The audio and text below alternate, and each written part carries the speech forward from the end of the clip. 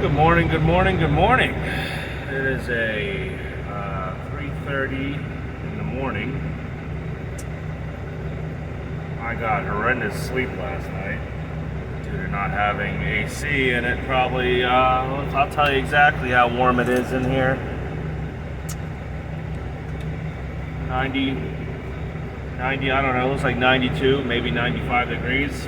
Yeah, it's freaking great. Yep. So, I'm well rested.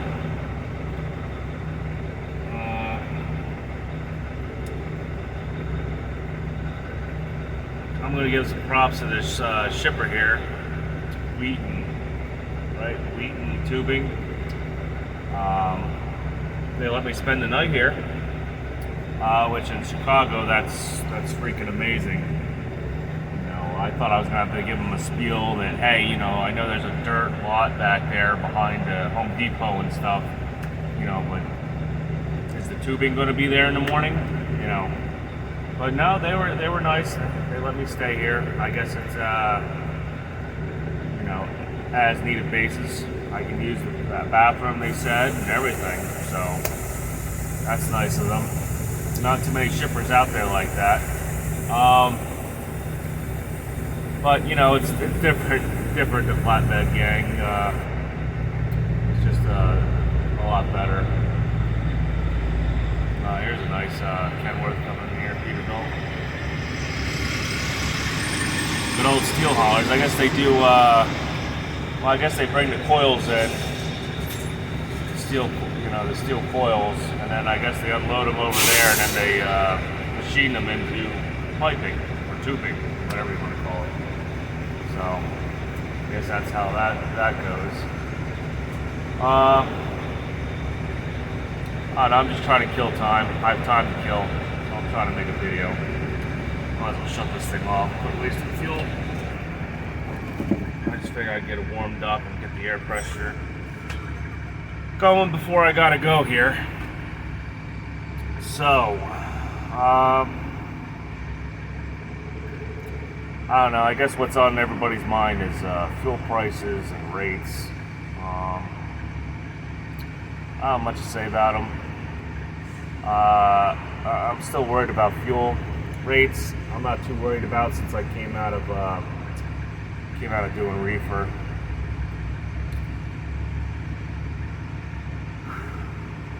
Like I said, I got good sleep in 95 degree heat.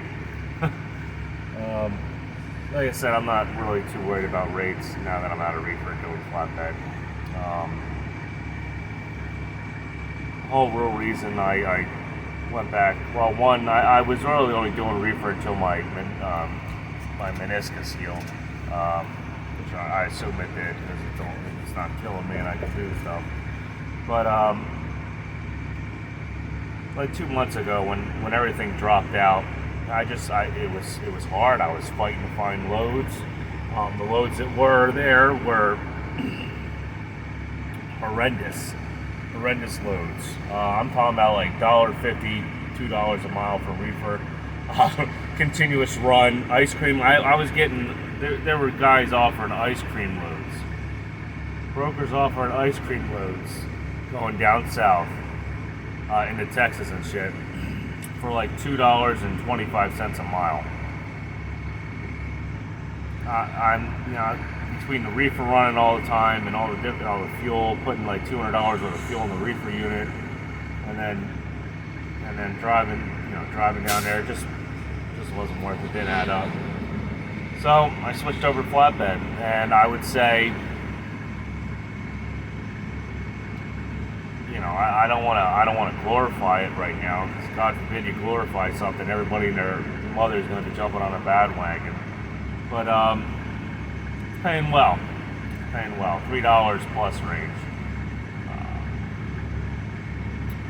Can't complain.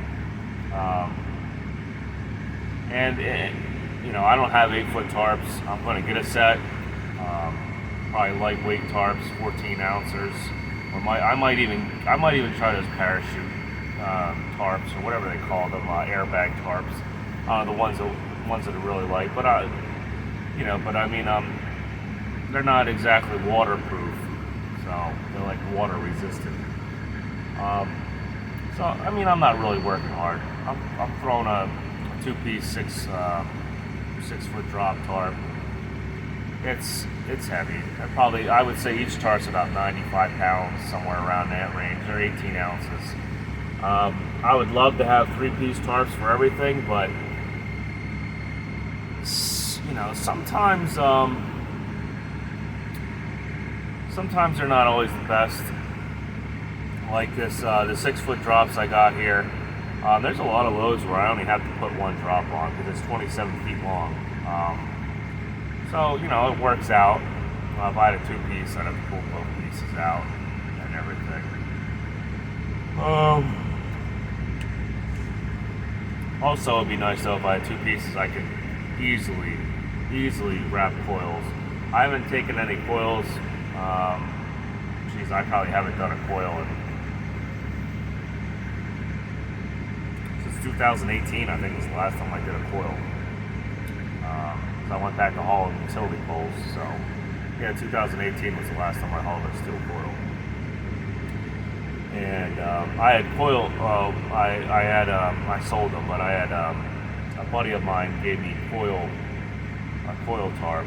It's pretty much like a bag, just throw over and over. And then I had a big plastic bag that I kept all neatly rolled up. That I forget what steel company I got it from, but it was a nice heavy plastic. I would put it over the coil and then put the coil tarp, coil bag or whatever you want to call it over top of that. So there was no way it was getting wet, nothing, you know. So basically the hardest work I've done so far is throwing chains. You know, a big whoop. You know, and you're dirty, you're sweaty. That's the only thing. Like with the having no AC. You know, I took a shower the other day, but to be honest, it's you take the tarps off. Next thing you know, you're soaked again. It's like you gotta have 2 showers a day practically. That's that'd be one nice thing about having. Well, you lose the weight, but having like a condo, mini condo, like what are they, like 90-inch sleeper or 106-inch sleeper, 109. I'd have a shower on demand as long as I fill the water up. I just take a shower, get done doing this, clean yourself up, take a shower. That's you know, freaking great. That's it. I don't know what else to do. You go again. But like I said, this video is just kill time. Maybe, you know, I'll pull the camera out and I'll record my tarp job, I guess. So let's go look at the tarp shop. All right, I'm gonna go look at my tarp job here.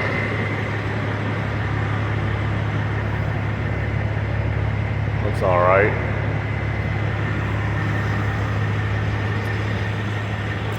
Since this is tubing, I ended up putting blankets up on the top there. The only problem though is there's wood sticking out on the sides there. I'm hoping it doesn't go through the tarp. I got the tarp nice and twat, so I don't think it's gonna, tight, nice and tight. Twat, I don't know. Always like myself a good tight twat. But yeah, that's that. And I guess this is JB Hunt. Apparently they don't have the tarp. I guess they don't have the tarp. I'd imagine this is all going to go Home Depot. I thought it was a Home Depot store, but it's the Home Depot distribution center in New Jersey, so.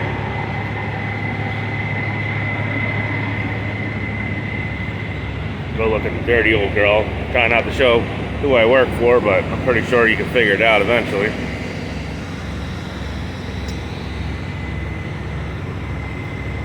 Yep, there's the money maker. She's not super pretty. Covered in bugs. Paint's coming off. Brand new bumper they put on. Freaking Freaking rusting. Yep. Guess we'll get back in. So that's the extent of this voyage, I guess you could say. I don't see rates getting any better.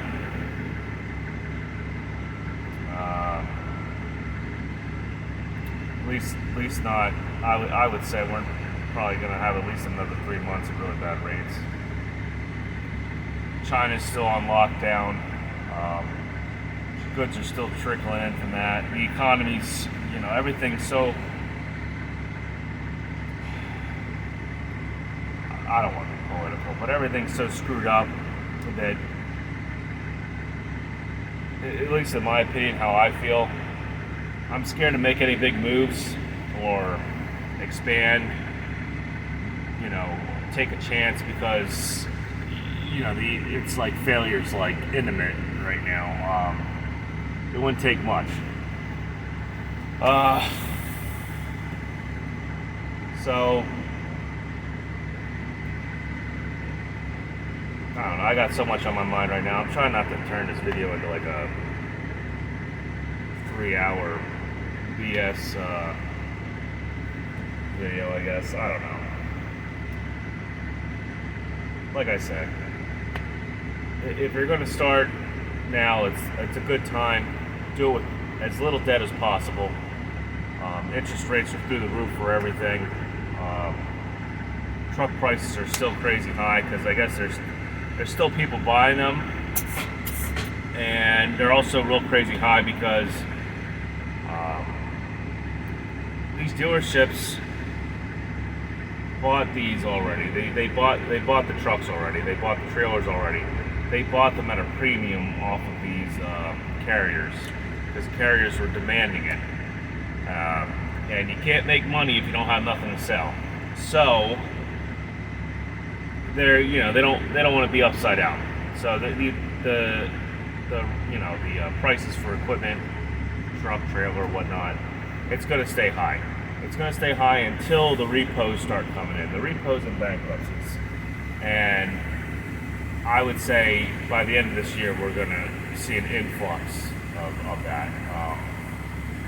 Unless somehow magically rates come back, which I don't see that. And I bet by July, at least in Pennsylvania, we're going to see $7 a gallon of fuel, maybe more, $7.50. So it's not getting any better.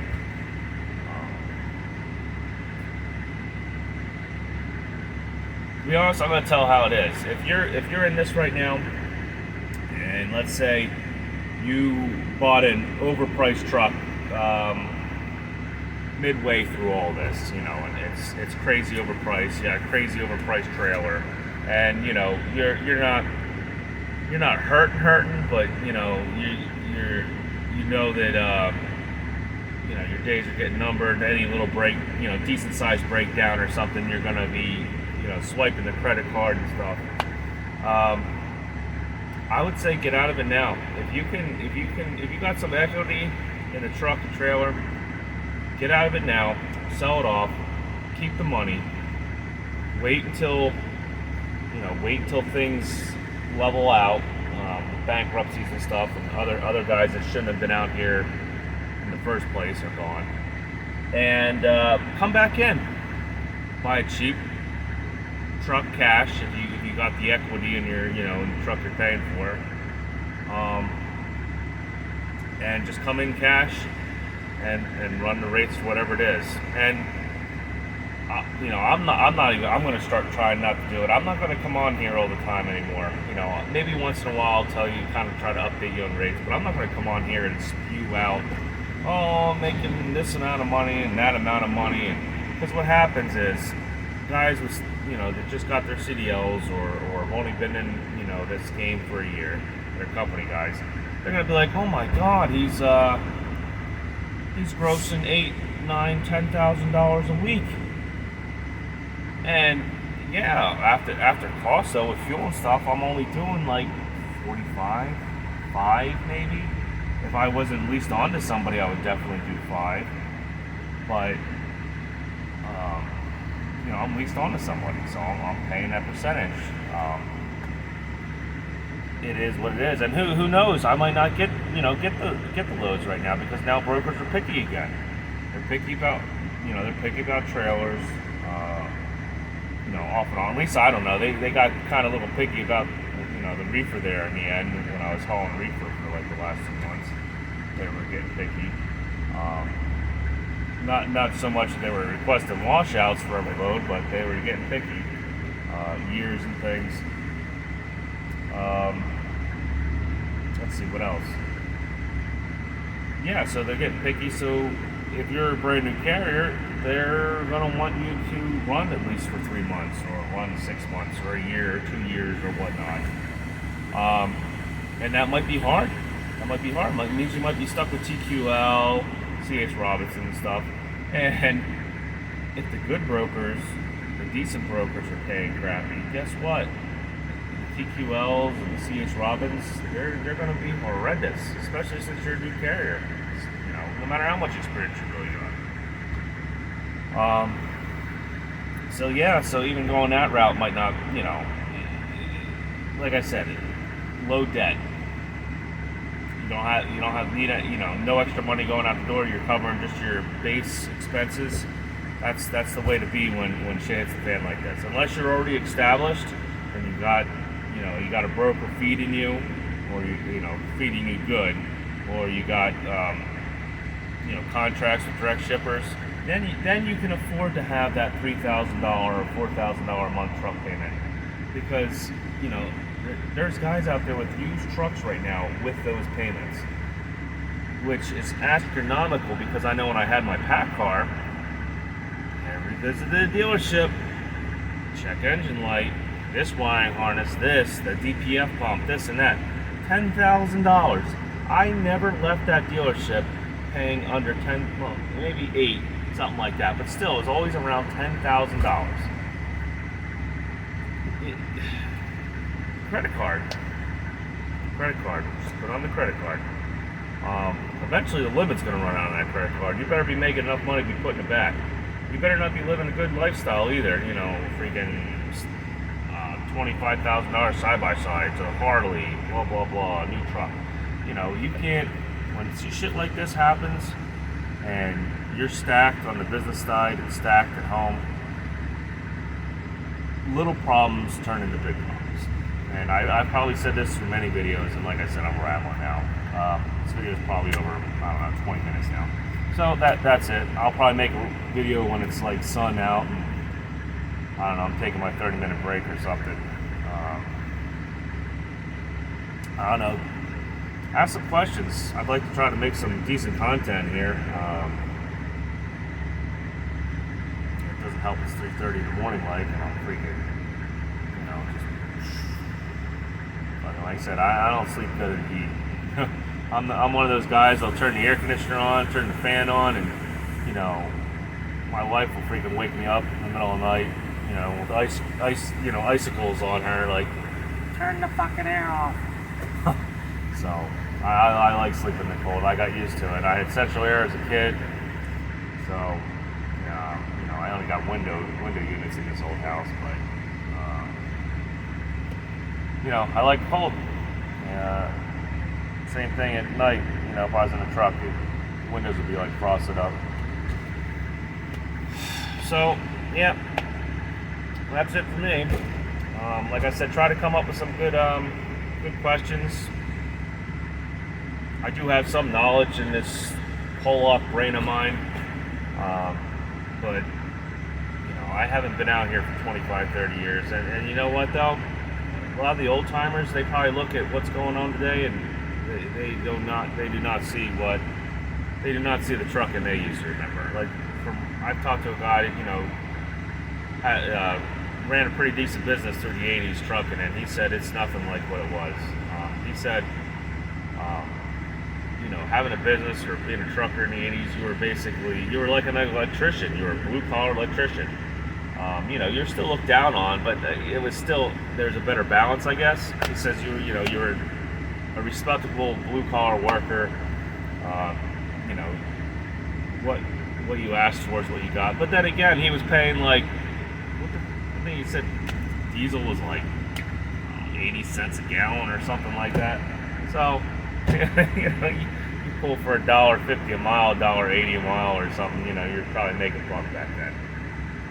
And, you know, it was outlaw days too. So you were pulling the miles. Yep, so that's it for now. I'm going to hightail it out of here in a minute. And see you later.